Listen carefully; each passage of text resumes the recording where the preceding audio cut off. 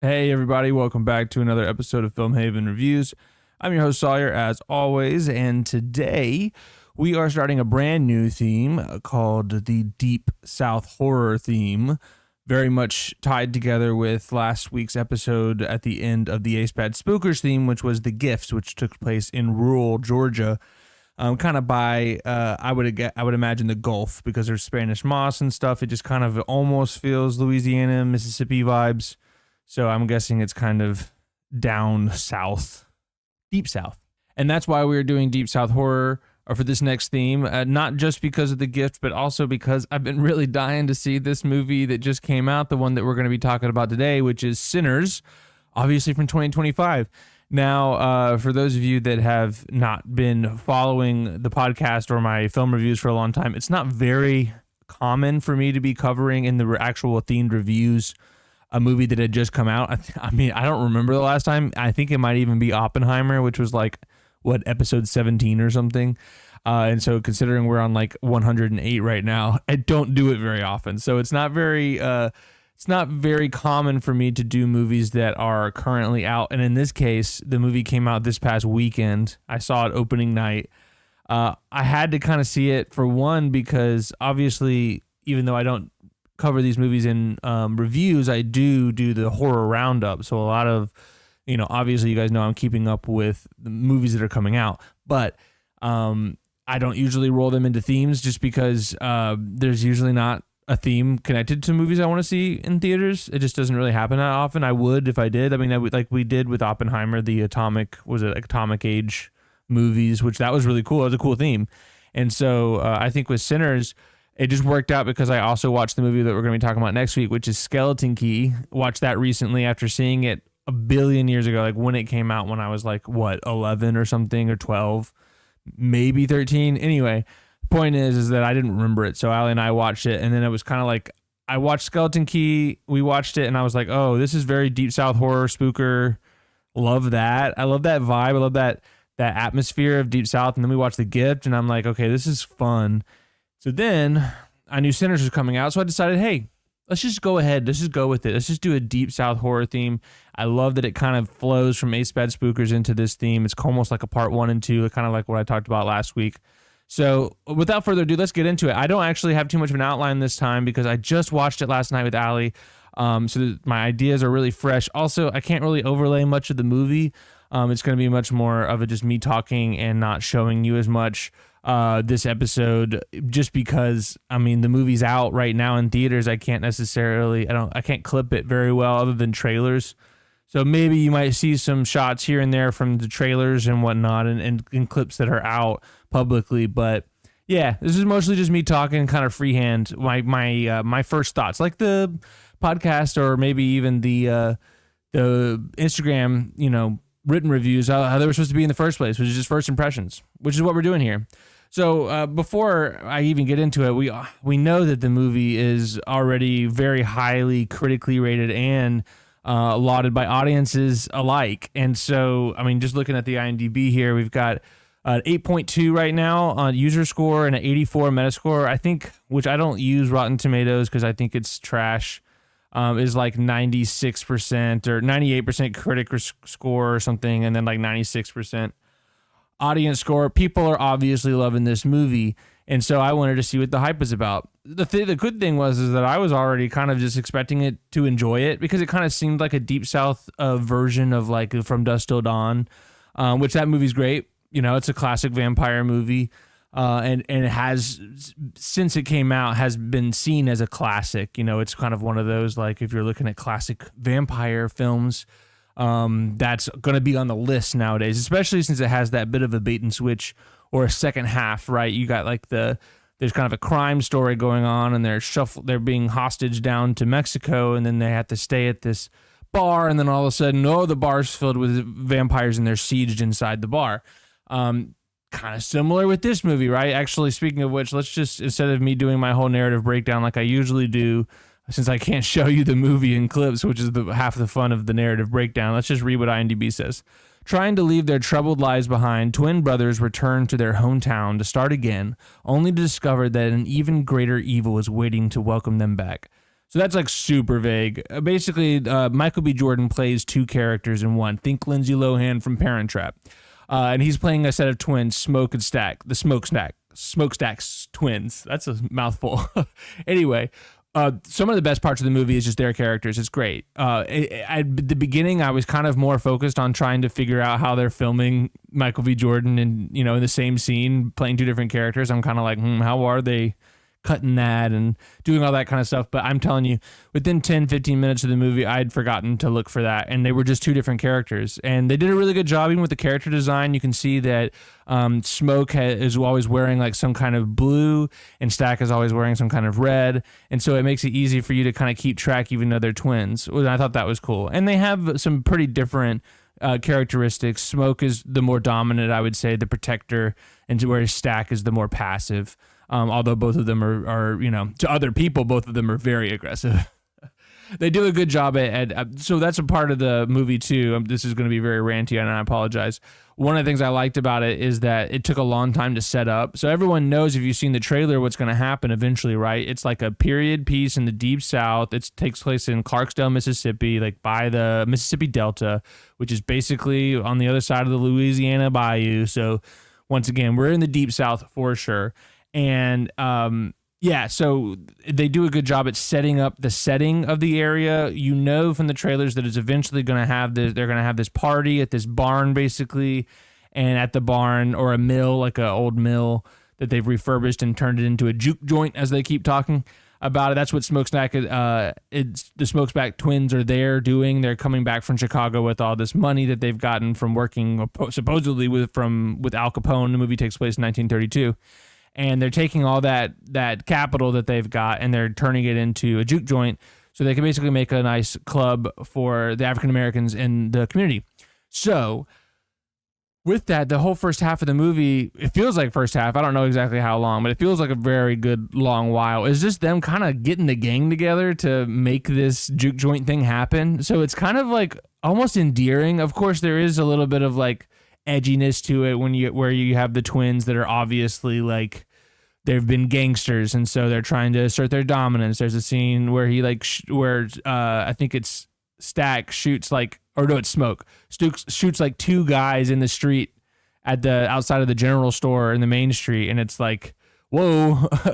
But it's also the way they do it, and one of the things I like about this movie is that it's funny. So I really enjoyed that too. So it nothing was ever really too serious, but at the same time, they also showed a lot of drama. The relationship between Smoke and Stack was really well made. I feel like if it wasn't for all the characters, honestly, it's more of a character movie than anything.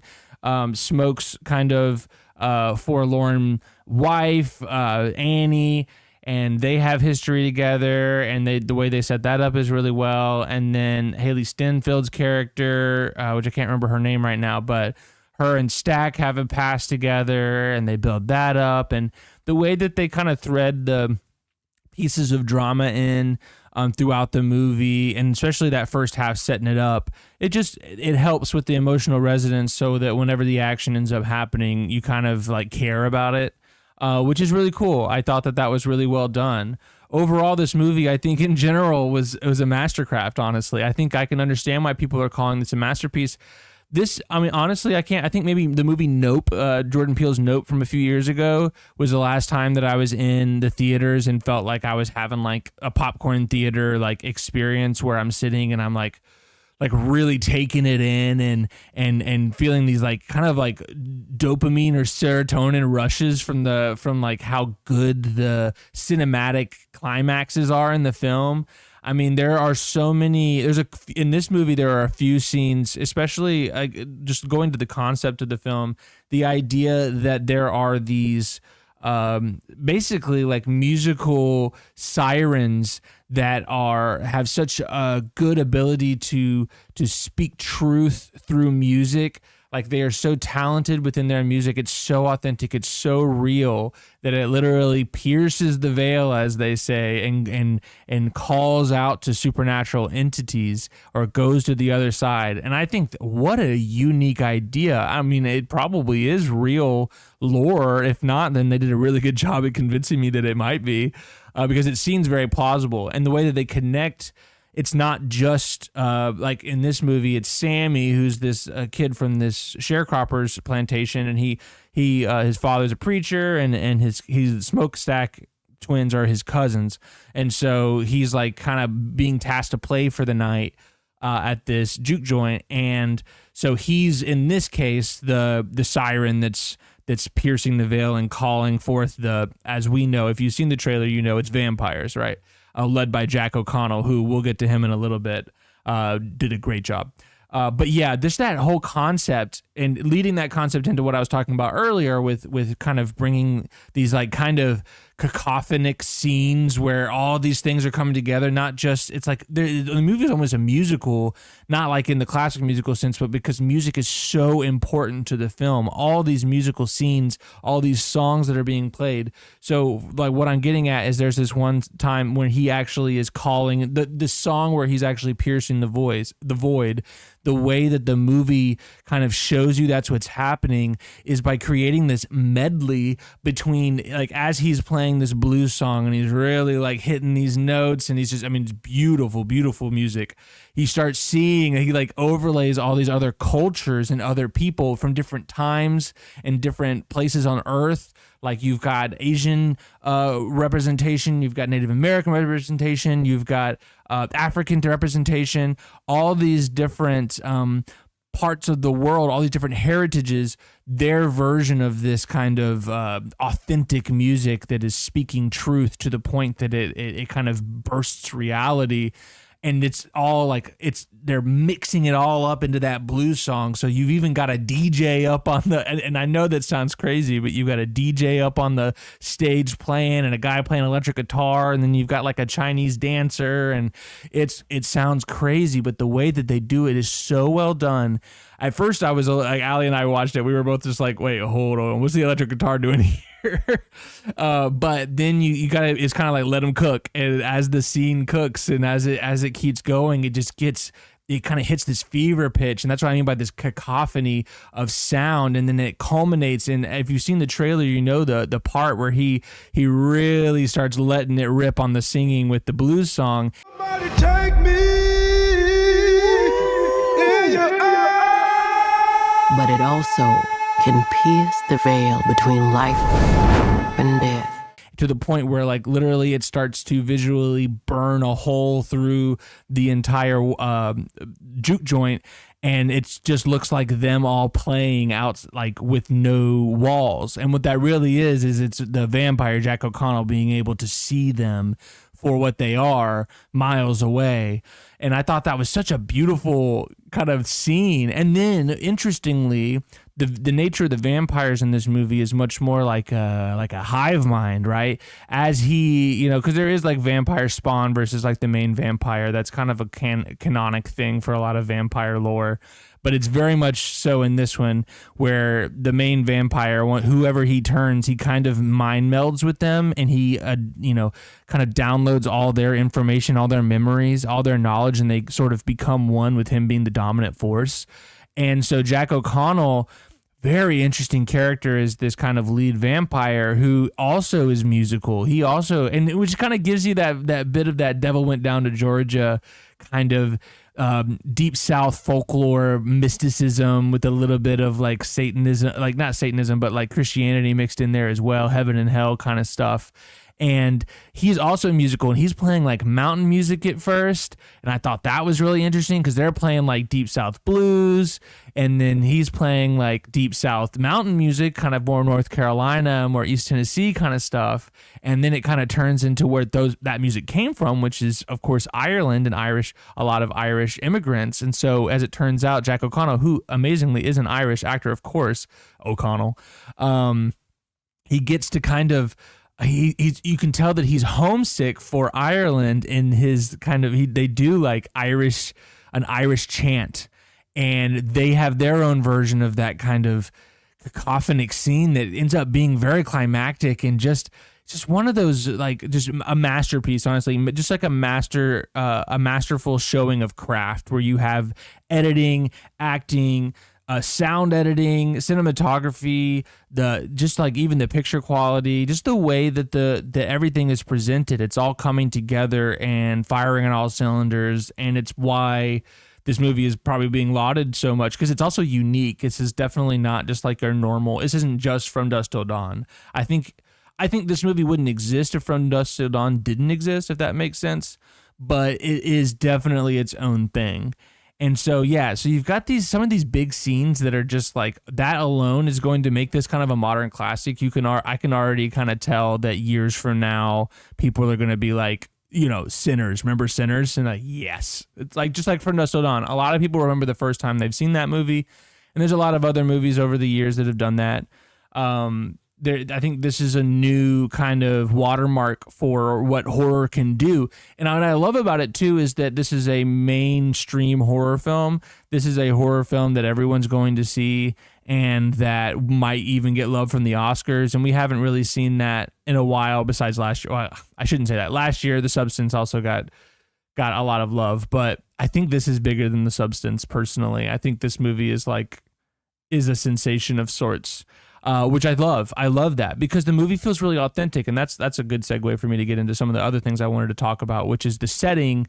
Like I said, that they spend a lot of time to set up this whole scene of the juke joint, like the rest of the movie. Basically, they spend a lot of time setting it up, but in doing so, they also show just how much care they're giving in creating an authentic world in this kind of Mississippi Delta town.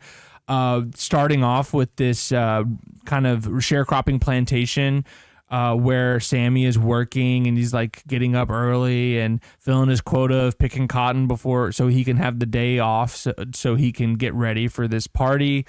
And just him waking up or going through the homes of the sharecroppers and their houses, that they look very authentic. No one's wearing any shoes. But what I also loved about it too is that, of course, sharecropping was hard life. My great grandfather was a sharecropper in Alabama his whole life, and everything I've ever heard of it is that dirt floors and it was hard living.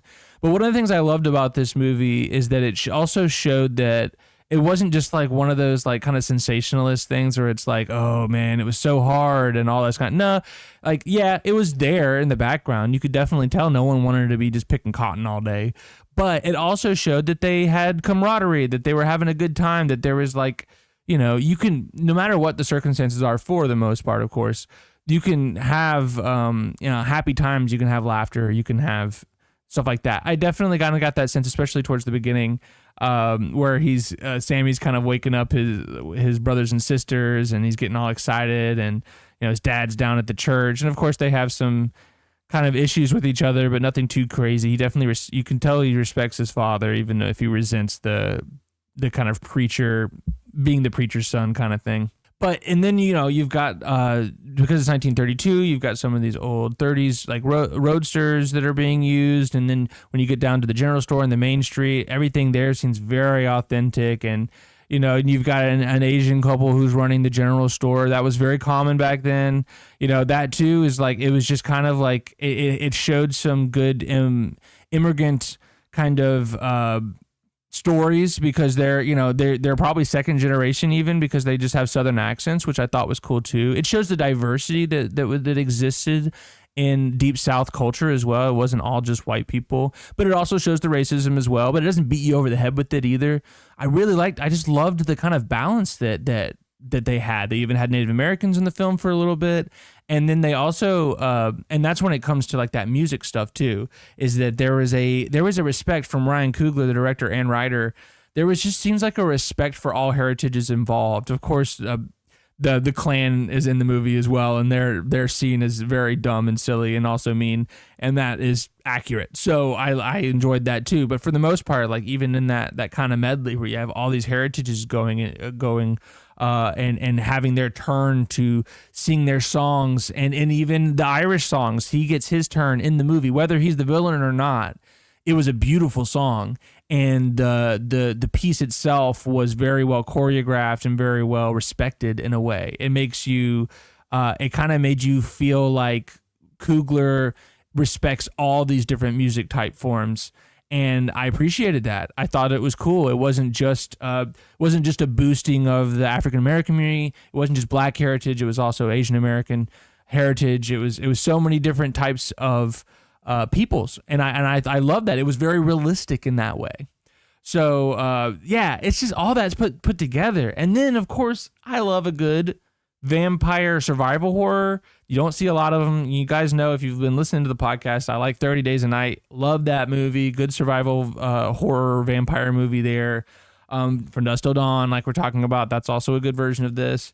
And so there is a siege element to the film because once the vampires kind of like reveal themselves, now all, the main cast of characters are all stuck inside the juke joint and they're trying to keep the vampires out. And so whenever the kind of shoe drops and they had the final showdown, it's very exciting. And there's like that moment where everyone's like, oh, we suddenly don't have a lot of time and good thing we prepared for this, but everyone's grabbing their weapons and the doors are about to fly open with the vampires coming through and everyone's ready and lined up. And Michael B. Jordan's character is just sitting there with his, he's got these perfectly sculpted biceps with the gun straps on his shoulders with the wooden stakes in his hands. One of the things I loved is Haley Stanfield's character had it wasn't. It was Sammy's girlfriend. He ends up having a thing with the girl in the movie. I'm not going to get too into it, but she has like a bolt action rifle with a stake put on the front of it like a bayonet. And I was like, that's cool. That's something new I haven't seen in a vampire movie. It's like we're making a stake bayonet, which is really cool. My only complaint with the film, honestly, and I'm giving it right now, I'll go ahead and tell you what I'm giving it. It's a 9 out of 10. Definitely a 9 out of 10. Allie gave it a 9.5, and I can't blame her for it. The only reason why I'm not going higher is there's just one issue, and this is so interesting because usually I'm telling movies to like cool it, like I'm saying like cut it down, be more concise, like this is too long. I wish this movie, which is at a runtime, let me see here, the runtime of this movie, if I could find it, 2 hours and 17 minutes. This movie is almost 2.5 hours long, and honestly, I think it needed about 30 more minutes. Because, and this is why, I don't want to take out all that setup that they did in the first half of the film. I mean, it took probably 45 minutes for them to actually even start the juke joint kind of situation. And that's maybe even 50. It took a long time. So what I'm saying is that I just kind of wish, I don't want to take that away, but I do think that the siege situation at the juke joint, like, it took some time also for the vampires to reveal themselves, and then it took some time for the situation for people to really grasp what was going on. And then once they're sieged, they're making weapons. Everything just kind of seems like it happens too fast. By the time that they're creating weapons, there's like one or two scenes, and then boom, like they've let the vampires in, and everything's getting resolved. It was a little rushed. I wanted more. I would love to see a director's cut. There's got to be 20 extra minutes at least of footage that just didn't make it to the cutting floor, because my only issue, and I actually, that was my knee-jerk reaction afterwards, and I've read some reviews since of people on Filmstagram, and I've read that critique. Like most people that I'm seeing are giving it anywhere from a 9 to a 10 or a 4.5 out of 5, like stuff like that. But I saw some people giving it like 7.5s, and one of their biggest complaints was that the vampire storyline kind of felt rushed.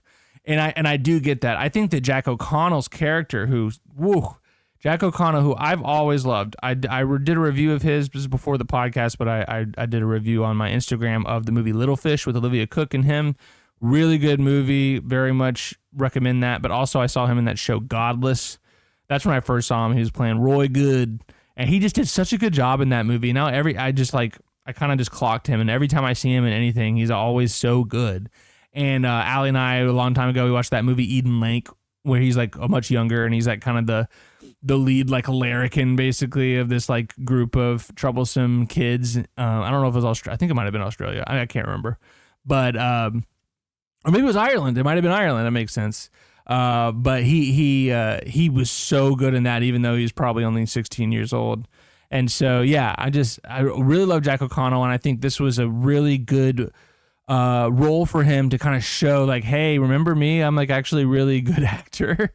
And I think people will remember him as a good villain. And honestly here, right, so with vampires or any kind of like supernatural beings that are like trying to convince you to join their like mental side, a lot of hive mind baddies do this, where they try to convince someone like to willingly go over to his side. And honestly, this is one of the best, most convincing like spiels that I've ever heard a villain give. Like I was thinking, man, if I was one of them, I'd probably join. There's a little bit of where they're trying to kind of appeal to their race, being like, hey, if you're never going to be free, even though you think that you bought this juke joint, you think that all this is you're free because you own this business. The Klan knows where you are. The Klan's going to come after you. This is all set up. Like basically saying like true freedom is being a vampire living forever and being able to do whatever you want in the night. And I could see that as being a very appealing thing for a black person living under Jim Crow, right? Like you feel like the system is against you. And so, well, if I could just kind of have a bunch of powers and can live forever and do whatever I want, that sounds like freedom to me. Of course, it comes at a cost, but he's not talking about that. And then there's also like personal appeals and stuff like that they were doing to different characters. It was just a very convincing spiel, and I thought that was really good. They did that really well. So my point with that is that the vampires were done well. I think the nature of the vampires were done well. I think their design was really well done. I just wish that they spent more time in that siege scenario where you really got that feeling of like, oh, what are we going to do? How are we going to ride out the night? Like, we're stuck here. You didn't really feel like they were stuck too much because they just kind of like let it move on a little too fast. But that's really my only critique. There's so much to love about this movie. All the acting was really well done. All the characters were awesome. The music was incredible. Not just the score, but the individual songs within the film. I could see this soundtrack being amazing. Oh, man. Yeah, the cinematography was awesome. The picture quality was incredible. I love the filter they were using. The setting was amazing. The juke joint, that whole was a character in and of itself, and I love that whenever a setting is a character. And then everything even the plantation was a character, and they really set up all this stuff, this world, this Deep South world. If we're looking at a Deep South horror theme, this movie is like the epitome of that theme. And it'll go down as one of the best Deep South horror movies of all time. And some people might even say some of the best modern horror movies of all time. I mean, definitely, I think it's easy to say that even though we're only about 4.5 months into the year, Sinners is the best movie of the year so far. Like, I think pretty easily. And I think by popular consensus as well, this is not just someone who's looking into these things deeply, it's also people who are just passively going to the movies and watching it. This movie is quite literally a sensation. Everyone's talking about it. There's I don't know if I've seen someone like a movie be reviewed so prolifically by such a wide amount of users and critics on Instagram and other places, Threads and X and all these places. I mean, I'm hearing sinners is all I'm hearing anywhere. And it's always nice whenever a movie is perfectly hyped, if that makes sense. Is it the greatest movie of all time? I mean, it's hard to say, no. But if someone said it was their favorite, I wouldn't say, that's dumb. I think it's a really good film. I think it's ranking up there with some of the best theater experiences I've had. I thought it was really good. And the movie was filmed for IMAX on like a film IMAX camera, which is really cool. And Coogler, it seems to be a big trend that's happening lately, is that film is coming back, where some of these big directors are going back to filming movies in film and non-digital, and I think that's really cool. And so my point with that is that Allie and I saw it at a Dolby, like special Dolby theater at AMC, which is basically like a Temu version. It's like IMAX Lite, like a huge screen, amazing surround sound, but it's not quite IMAX. And I gotta say, and Allie even pointed that out. She was like, all the like stomping and the music, and when everyone's kind of like, when they're playing the blues and everyone's clapping and stomping, and like you really feel it. Like for a movie that was so much almost to us, like it almost felt like a spiritual experience because of the way that the movie pushes sensations onto the audience. Like it was a very sensual film in that way. I think it works really well for seeing that in theaters or with a really good surround sound system where you can kind of feel the movie while you're also experiencing it. I think that helped a lot. So if you can see this movie in IMAX or the best theater that I would highly recommend that.